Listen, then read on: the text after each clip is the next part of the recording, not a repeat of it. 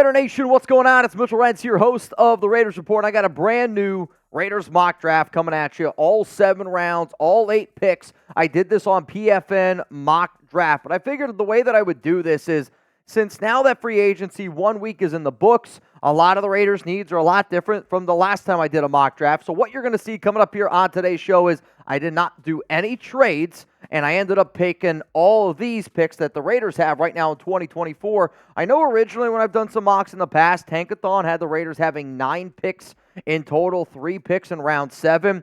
Now that everything is officially out, comp picks and all of that, the Raiders have 8 picks in total of the 2024 NFL Draft. So the way that this is going to work is I'm going to work my way from round 1 all the way down to round 7. If you find yourself looking, though, for more mock drafts out there, hit that subscribe button. Make sure you turn on those notifications, because anytime that I drop a video, I want you to be in the loop. But on top of that, we're going to be live for the NFL Draft. On top of that, when I do mocks, I think it's also an opportunity for a lot of y'all to try to wrap your mind around some of these new prospects of where Telesco, where Antonio Pierce could potentially go. Because when I do these, I try to do it based off of Raiders' needs, players that I like, players that the Raiders have met with, and I try to look into that crystal ball and predict what the silver and black could potentially do in the 2024 NFL Draft. So let's roll through here some of these mock draft results that ended up going down. Caleb Williams, Drake Maye, J.J. McCarthy, and then the Minnesota Vikings traded up to number 4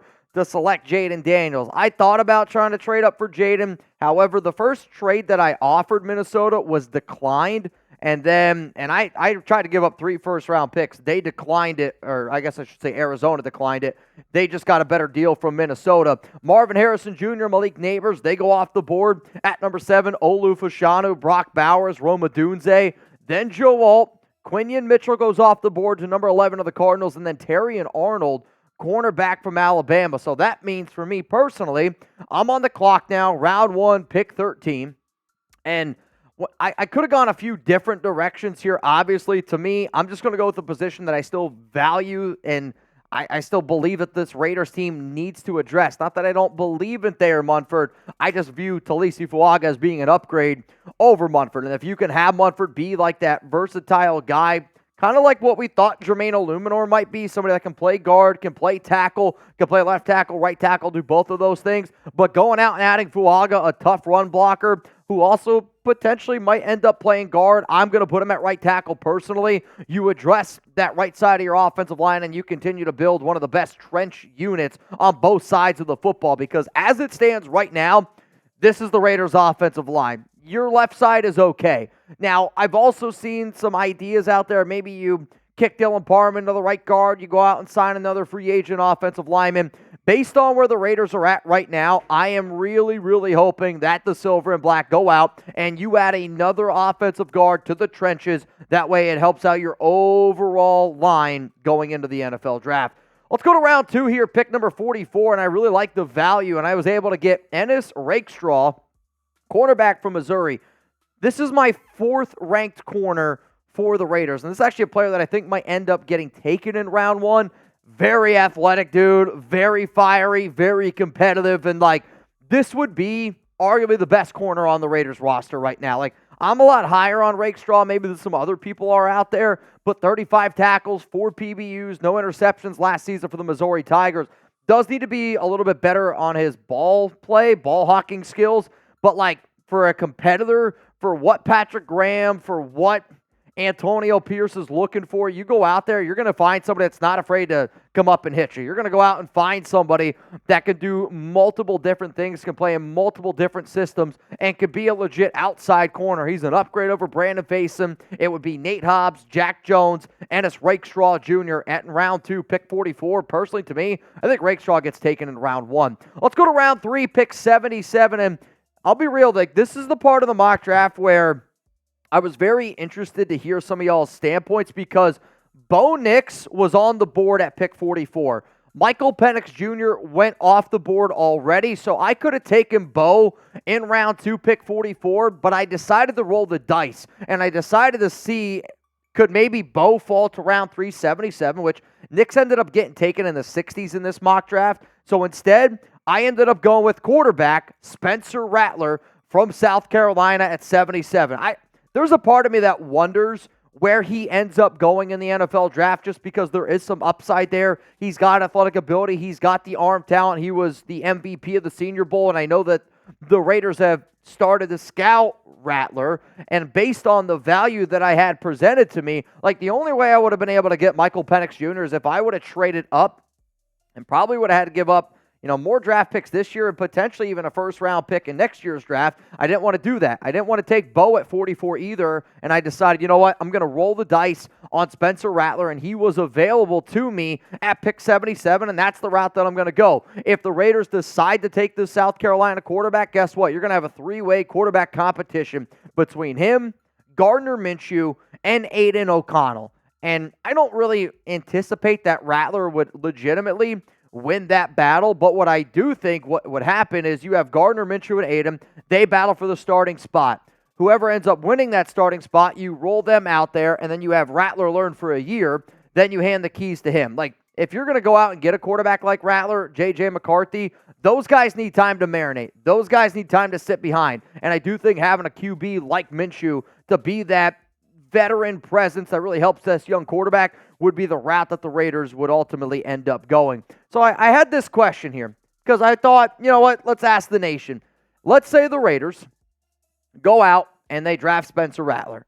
You have Gardner Minshew, you have Aidan O'Connell.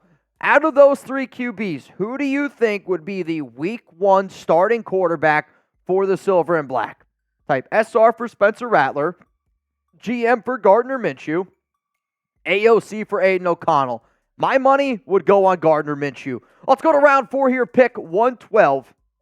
And this is an area that, when I look at this draft here, this is where it gets a little bit weird for me, and I wish that I would have done maybe a few things different when I saw how the draft board fell. To me, Jaden Hicks was by far the best player on the board, and I know Hicks has spoke very highly about the Raiders, has made it very open at the Combine that he is interested in playing for Las Vegas, is a Las Vegas native on top of that, and just what he brings to the table in terms of versatility at the safety position.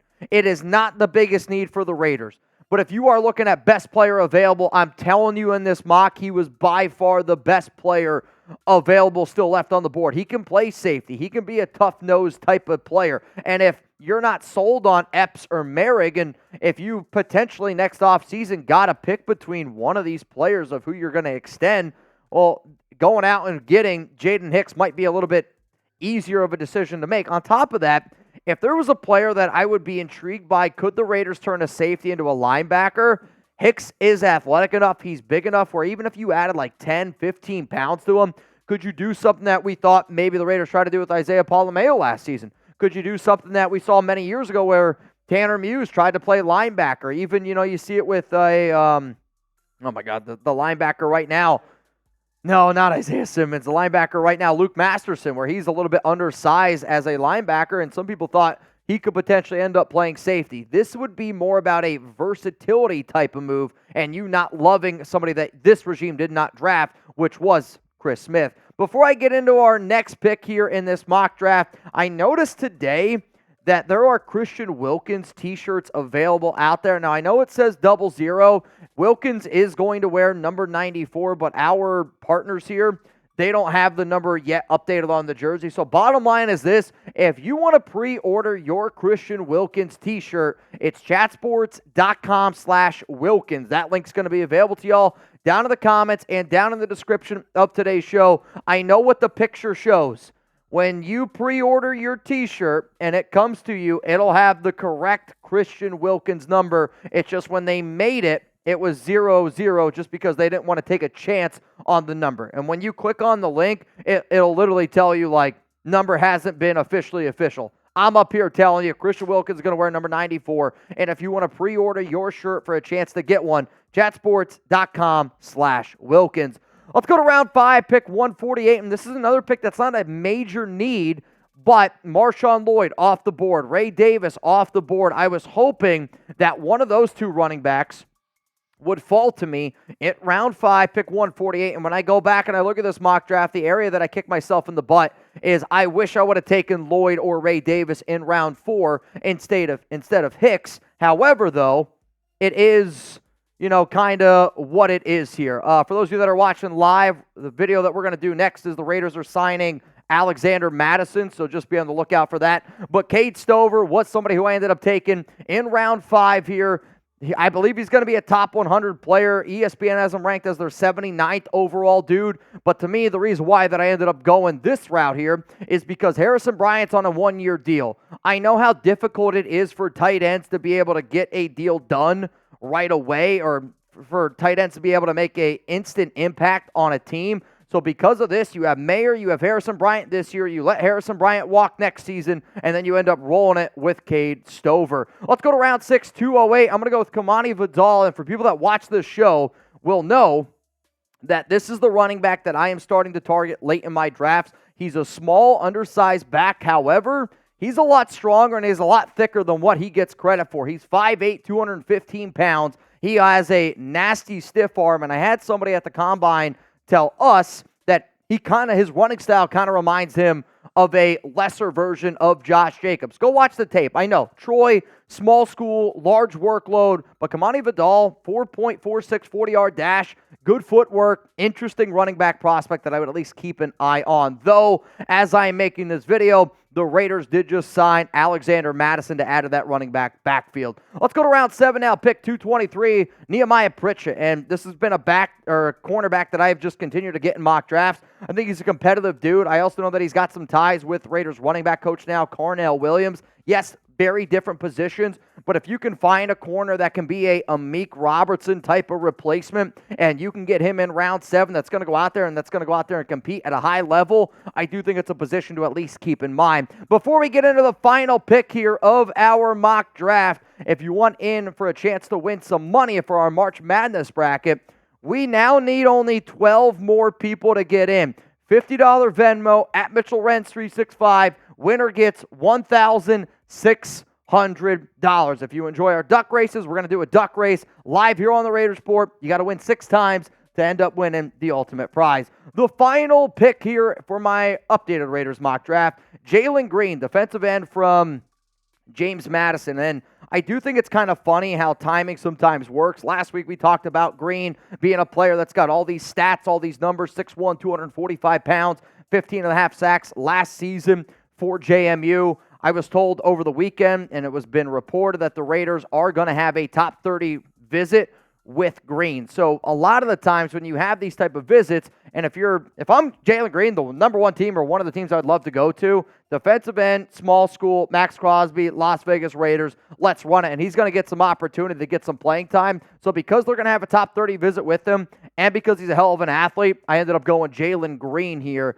in the 7th round. So one more time here is my Raiders 2024 NFL Draft.